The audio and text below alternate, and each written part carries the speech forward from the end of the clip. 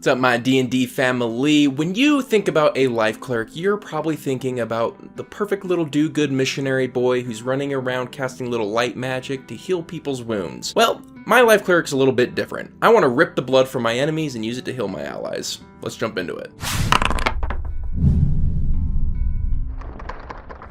So, the concept I'm running with is a Dark Life Cleric. The build prompt that was given to me by one of our Patreons was build a Lifesteal build. And as the intro might suggest, we're not using light magic. If I think about healing my allies, I see us pulling the blood, either from ourselves, our enemies, or from the ally themselves and forcing it to coagulate. We're more of a blood magician, and I want to stick to that flavor the whole way through. Now, as for the goals and limitations set out for this build, it is straightforward. It just needs to be a Lifesteal build, so we have a lot of flexibility here. Starting off with our lineage, I went with the necrotic shroud aasimar. Why? Well, the primary reason is that when we have our necrotic shroud aura going on, anytime we deal damage, it does additional necrotic damage. Now, our primary way of doing lifesteal is going to be vampiric touch, and vampiric touch both does damage and heals based off of necrotic damage. So by increasing it using necrotic shroud, we're increasing both our damage output and our self-healing.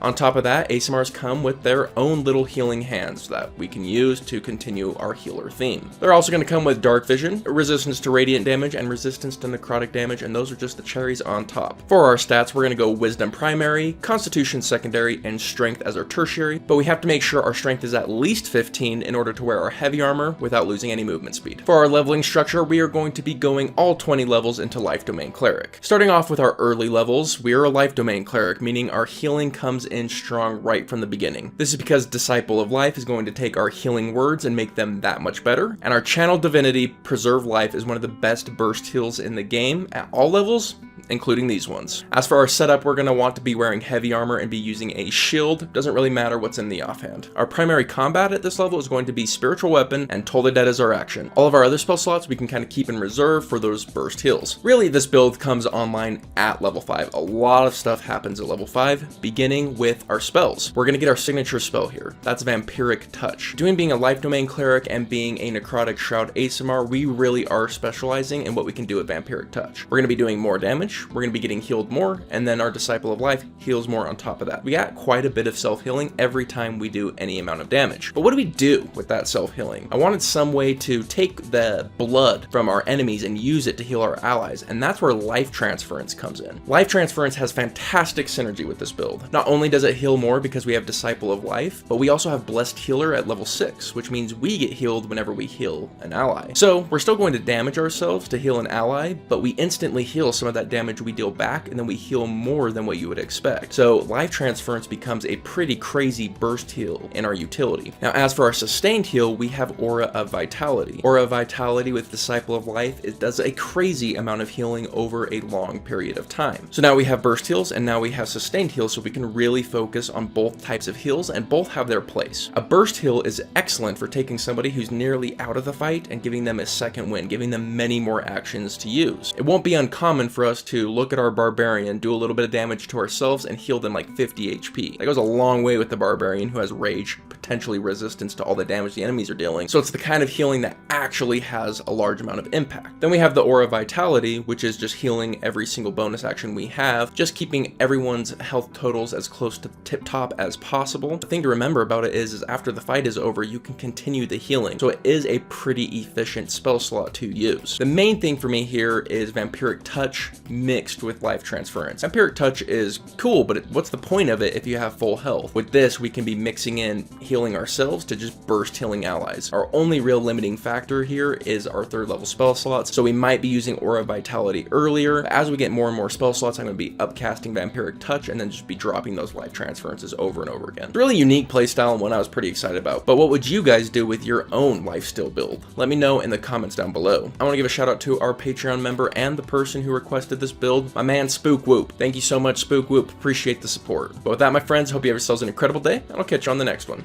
See you then.